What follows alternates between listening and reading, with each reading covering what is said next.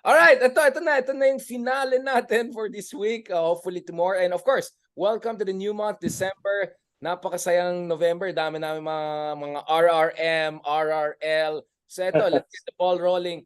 Now, Smartmatic. Ronald, I want to start with you first and then I'll go to Mark, no? And let's be honest, diba, Ronald, you and I, hindi naman dismissive, pero semi-skeptical tayo dun sa yung mga grupo na nagsabi na buong election ay questionable last year. Because of course, skeptic doesn't mean na nega ka. Skeptic means na show me the evidence. Show me the real evidence, hindi lang marites. At now, after months of questioning yung integrity ng the infrastructure of elections ng 2022, eto na, officially na, parang inaamin ng COMELEC na problematic pala tong Smartmatic na to at binaban na sila from participation in future bidding proceedings. What's going on there? I mean, I don't think it got as much attention dahil nga nangyari yung Katnil, nangyari itong SMNI. But I think this is very important, di ba? Anong basa mo dyan, Ronald? And I'll go to Mark because the issue of election result denial and the fact na, and yung argument na hindi naman talaga nanalo si BBM, dapat si Lenny or I don't know, Isko or whoever, that has not gone away. So Ronald, what is your read on this? Well, una, we deconstruct natin itong nangyari, no? Na pinagbawalan ang Smartmatic na pumasok sa mga bidding para sa mga eleksyon sa Pilipinas, no? For now, yung issue is bribery. No, na sila ay nag-bribe para manalo dito sa mga bidding na ito, no? Ganun pa. So wala pa diyan yung usapin nung nandaya ba, yung technicality. No? May massive cheating ba, etc. Yung smoking gun ay hindi pa pinag-uusapan diyan, no? Although it could be indicative kung nababribe mo yung mga tao sa COMELEC, etc. para manalo sa bidding ay baka it's not a quantum leap, no? It's not a quantum leap. Hindi kakabait para magkaroon ng integrity yung election. So, pero sinasabi ko lang, wala pa ron, no? Wala pa yung smoking gun. So, but it's a good step para linisin yung ating electoral system, di ba? Nagsimula kasi yung Smartmatic noong 2008, nagkaroon ng pilot sa ARMM, Autonomous Region of Muslim Mindanao. Doon sinubukan yung ating first computerized election. Can you give us a little bit of the history, Ronald? Kasi si Pinoy was the first, I think, president na na-elect base sa automated elections. Diba? Yes. Pwede natin pag-usapan ito. Kasi dyan nagsimula hocus pocus, all of that, automation, skepticism. Ang gulo naman yung manual. Ang gulo-gulo yung manual. So, that's the history, yung kasaysayan ng manual, Hello Garci, all the recount, all the problems, and going to the automated. Salamat, Ronald. Kaya wala naman ako naririnig na bumalik sa manual. Ang mga proposals ay mix, di ba? Yun yung tawag nila hybrid na system na merong computerized, merong manual, no? Ganun yung proposal. Ngayon, kung ano yung permutations niyan, kailangan pa pag-usapan. Pero sinasabi ko lang, historically, diyan nagsimula ang Smartmatic. ARMM election, no? Nakaharap ko nga diyan yung mga ampatwan no? Sabi sa akin, kilala kita, no? Sabi ko sa kanila, yung provincial administrator, sabi ko rin, kilala rin kita, no? Anong time na may ano kayo diyan? Diyan kami nagkaharapan, kasama ko si Senator Gordon, siya yung head ng committee sa Senate for elections, no? Diyan yung nangyari. Tapos sabi ng isang ampatwan, buti na lang wala kaming kalaban. Kung hindi, ang dami naming daliring pinutol. No? Paano? Kailangan mo yung daliri para doon sa computerized. Dalawa yung system na sinubukan yan. No? Dalawang system, no? Dalawang system. Yung PCOS ay isa lamang doon. May isa pang system na parang ATM card na sinubukan, no? Sa Maguindanao, yung PCOS, katulad ng existing ngayon. Sa buong ARMM, yung isa pa. Yung parang ATM card na election. So, para lang maunawaan ng tao, saan ito nagsimula. At first national ay noong 2010, kung saan nanalo si Pinoy, no? Pero mahihirapan namang mandaya sila Pinoy, no? Dahil ang gobyerno noon si Arroyo, si GMA. Ay, sabagay ako kalaban kasi yung nag-overreact. Baka mas malaki pa nga yung boto ni Pinoy kung sakaling hindi sila yung incumbent, no? So doon na nagsimula yung mga yan. Tapos nagkaroon ng mga problema sa transmission, di ba? Yung mga signal problems. Ito, napakabilis, no? etc. No? Yan yung naging proseso ng Smartmatic. Tapos yung mga machines, no? Yung mga machines ba ay pwedeng i-replicate? No? Paano? Ang sabi ay gwardyadong-gwardyado yung mga PCOS machines. Pero may nabalitaan naman na may gumagala na PCOS machines. No? Convincing politicians na suportahan yung grupo na yon dahil kaya silang ipanalo using the PCOS machines. No? So dyan na nagkaroon ng notoriety yung computerized system. No? May mga naglalako na kaya namin kayo ipanalo. No? Kung dahil hawak namin ang PCOS machines. No? Tingin ko maraming kumita dyan sa hanap buhay. No? Diyan. Pero in false promises of automation manipulation or or from my vantage point, I think false promises. Ano yan, operator lang. Pwedeng baguhin, hindi po pwedeng dayain yung isang mayor, no, or isang governor, isang kongresista na hindi mo ginagalaw yung buong system, no? Sabi ng mga kilala kong IT experts, kailangan galawin mo yung buong system. Hindi pwedeng partial lang yung dahil isang system yan eh. Tapos yung mga political parties may access dun sa central command ng system na ito. So hindi ganun kadali. Tingin ko nothing is impossible in the Philippines, pero mahirap. At wala up to now, wala namang napatunayan pa. May mga delays, may mga kaso ng bribery katulad dito sa Smartmatic, pero yung integrity ng buong process ay hindi ko pa sigurado.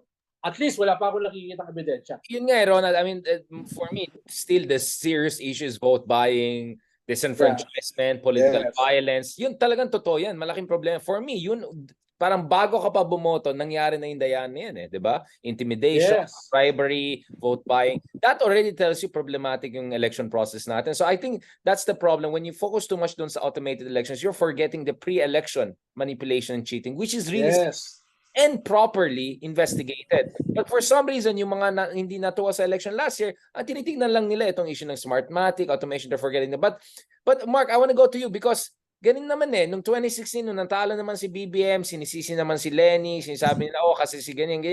Yun nga, walang katapusan yan. Kaya nga, ang biro sa atin, wala naman natatalo, nadadayaan lang or nanalo lang sa election. Yung ganun. Like, I just feel na hindi ito sign of maturity of our elections. At hindi na pwede bumalik sa manual. Diyos ko, naalala mo nung time na minamanual nila, nung Hello Garci time and all, hindi naman. So talaga, pati India nga, yung mga mahirap na bansa, automated na sila or hybrid, katulad ng sinasabi ni Ron. Last point lang, Richard. Sige, Ronald, and then balik tayo kay Mark. Last point lang, no? Nung nabanggit mo, dahil nagreklamo si BBM kay Lenny ng election fraud. So pinapili ng COMELEC, saan mo ba gustong buksan, random, no? Random, buksan yung mga tingin mo ay dinaya ka. So namili ng mga provinces si BBM. Tapos nagkaroon ng manual count. Binuksan yung mga balota. Ang nangyari, tumaas pa ang boto ni Lenny.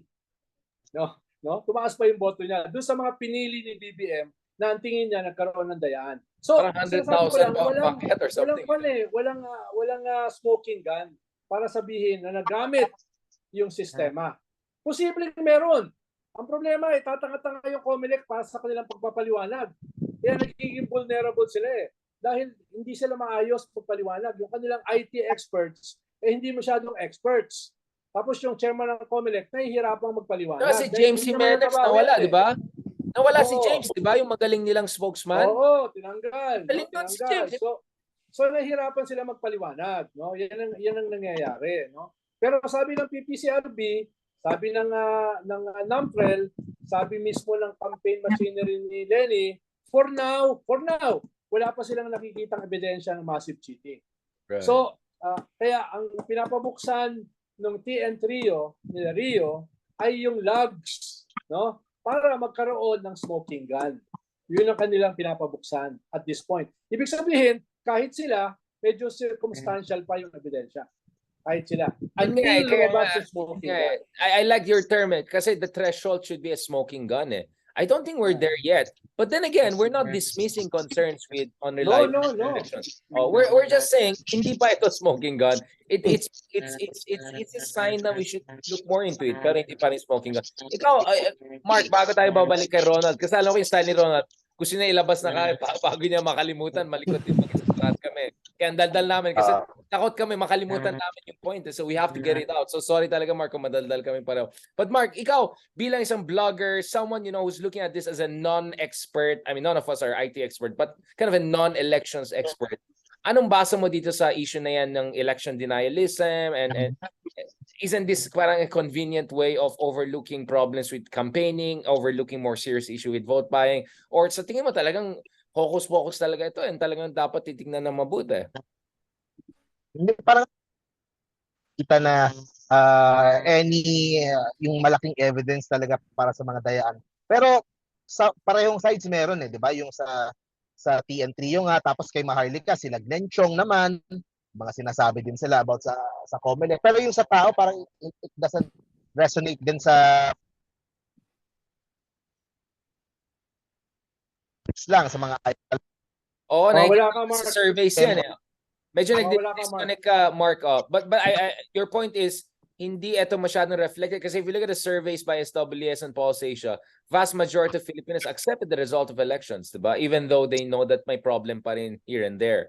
Pero overall, accepted nila yung results. Overall accepted naman. And I don't see any talaga. Ang concern ko lang din, like itong wala na sa smart, enough time kaya para makabili ng mga bagong kailangan ng mga and sino yung papalit sa Smartmatic? Correct. That's Parang the next big bagong question. territory Parang baka yung pumalit sa Smartmatic mas malala pala. Problematic, exactly. Mas problematic. Oo. Diba? So, good question. Yeah, that was actually my next point, Mark. I wanted to ask about. Sorry, Mark, you're cutting a little bit. Can I get back to Ronald while you're dealing with that? Ronald, ikaw, don't you think this is opening a can of worms? Because Smartmatic is quote unquote, the devil. I mean, if you are going to be skeptical about this, although of course, to be fair, Smartmatic has denied that there was something mumbo jumbo, and they said they should be given proper due process to explain their side. Ako naman, I've met people from the IT people from different companies, so I try to listen to different sides naman. So I'm not At least. I'm not coming down with a judgment against one side or the other. Ikaw, Ronald. At least Richard, meron ko bang more than 1.5 years. So hindi ganun kalapit sa eleksyon, no? Ikalawa, meron na tayong learning curve. What went wrong? Kailangan lang i-summarize 'yan. Transmission, etc.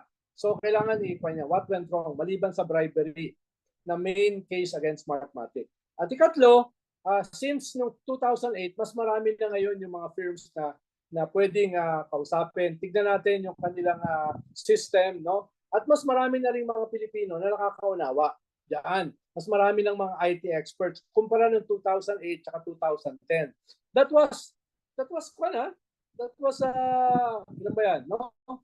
15 years ago. Ang daming nangyari sa technology in 15 years. So ibig sabihin, pwede tayong maghanap ng mas advanced, mas efficient, no? At mas less prone to electoral fraud. Yun naman sinasabi ko. Pwedeng hindi, no? Pwedeng dahil hindi naman tayo yung titingin, hindi naman tayo yung bibili, no? Baka suspect yung pipili. Pero at least may mga opportunities ngayon, no? Time, 1.5 years, learning curve, lessons from 15 years, tapos ating new skill set.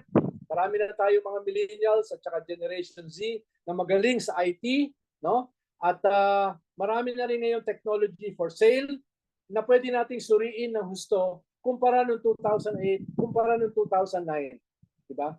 Kaya sa akin in summing, no, in the balance sheet, baka mas positive na nawala. Ronald, ganito ang point ko.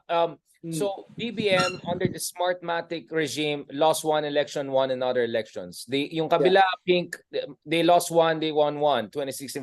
But the Dutertes did very well during the Smartmatic era. They won 2016, they won 2019, they won 2022. So you can see my question. If 2025 comes and the Duterte camp doesn't win well, and it's very possible that could happen, wipe out sila, don't you think nagagamitin nila itong issue ng Smartmatic? Ay, kasi yung pinalit niya sa Smartmatic.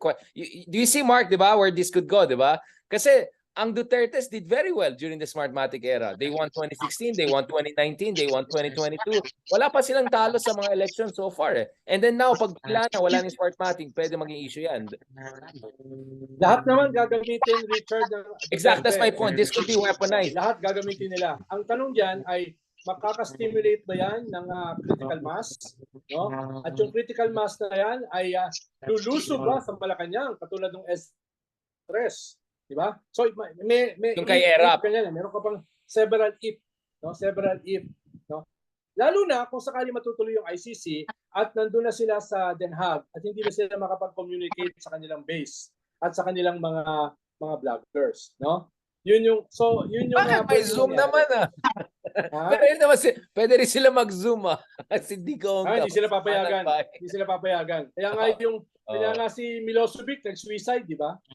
Yeah, grabe nga yung sa lungkot Serbia. na lungkot siya sa kanyang kulungan. Kasi Hindi ko sinasabi na mga mag-suicide si Digong. Wag naman. Ronald, I want to ask you something else. And then siguro hopefully medyo more okay yung kay kay Mark shortly. Now, don't you think na BBM was expecting na tutulungan siya ni Digong nung chine-challenge niya yung election loss niya ng 2016 and then parang hindi siya tinulungan ni Digong, right?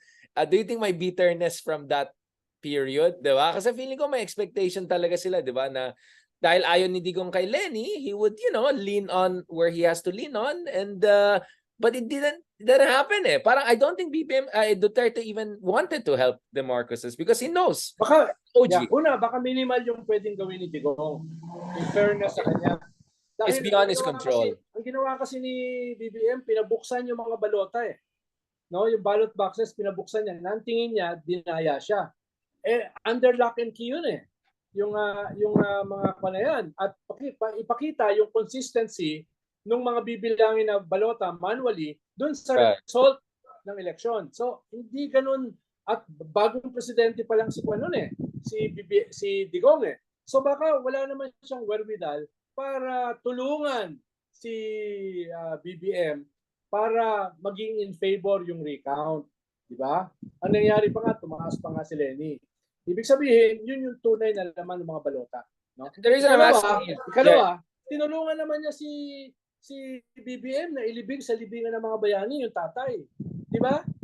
Tapos sinabi niya... But that's my point But baka that was just ticking the box. Remember, this is the president who directly challenged the Supreme Court Chief Justice and was accused of engineering the downfall of the former Chief Justice Sereno. So if you're Mark Gamboa, you're thinking, wow, this is a president who can get away with a lot. Maybe he can, lean a little bit, Yeah. Pero baka mahirapan na baguhin yung resulta ng eleksyon. No? Both manual at saka digital. No? Yun yung sinasabi ko, baka mahirapan si Digong. At that time, no? Kung yun ang direksyon ng iyong argumento, no? Baka mahirapan. Pero may ginawa siya na pabor sa mga Marcoses, no? Pinanalo nila si Amy sa midterm, di ba? Tapos nagpasalamat siya na hindi siya magiging presidente kung hindi dahil sa mga Marcoses. At pinalibing sa libingan ng bayan. Ibig sabihin, marami siyang ginawa. No, marami siyang ginawa nung first few years as president. Pero even that may limits, no? Hindi naman niya pwedeng buksan yung mga lock and key ng mga balota at hindi niya pa pwedeng baguhin yung resulta ng electronic election, ng computerized election, no, in the same breath, no? Baka mahirapan din siya. Kaya tingin ko medyo mahirap kung sakaling ganun ang magiging tulong na inaasahan ni BBM, no? Pero yung predicate nagsimula nung panahon ni Digong para maging presidente si BBM. Bakit? Dinemonize nila si Lenny. Diba? Dinemonize nila si Lenny at nahirapan ng umahon si Lenny ron. No? Ikalawa ay binild up na nila yung Marcoses. No? Posible, pinayagan na nilang pumasok yung mga pera ng Marcoses na hindi mangyayari nung panahon ni Pinoy. Diba? Kaya maraming makinarya, maraming mga resources yung Marcoses pagdating ng 2022 election. So baka meron silang ibang ginawa na tulong. No? To allow this, so it's not just the unity, etc. Okay, final points, gentlemen. Mark, okay, so where do you see things going? Ito patapos ng taon, 2023, daming mga love teams ay tapos na, wala na, Aldab, Katniel, whatever. Are you expecting na itong parating na mga mga bakasyon, magse-selfie ulit at Glamour Shot ang unit team. Yung mga I'm your biggest fan, Sarah. And then Sarah says, thank you so much for your support. Dito magkakaroon ng mga ganyan love team, charot, this coming weeks. Showings.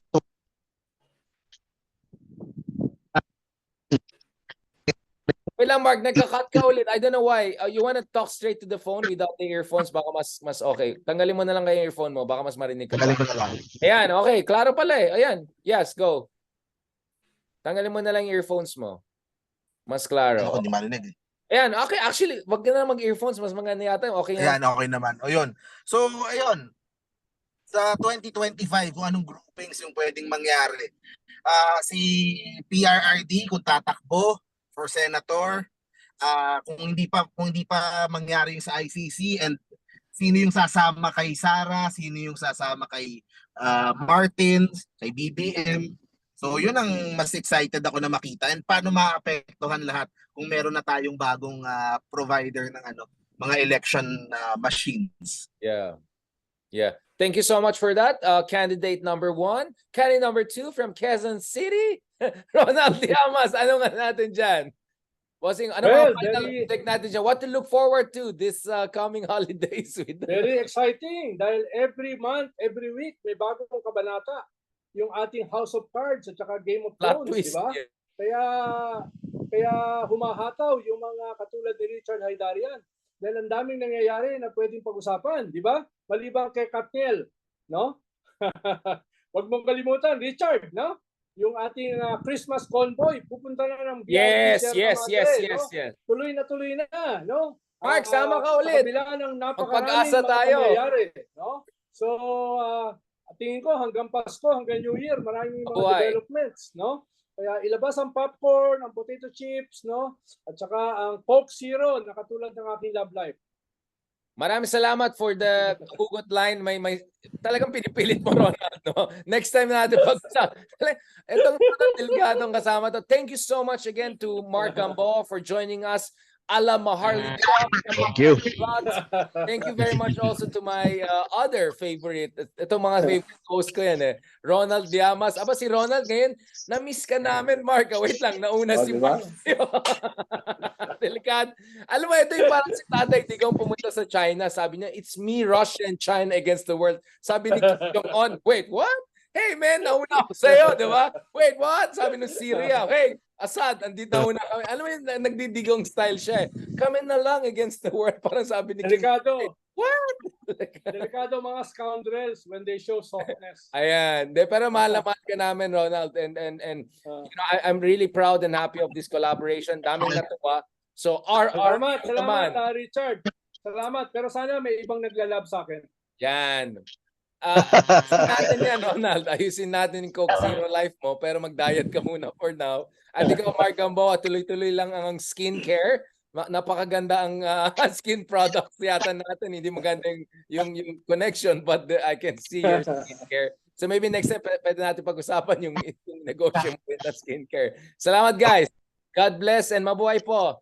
Tuloy-tuloy. Maraming salamat. God bless.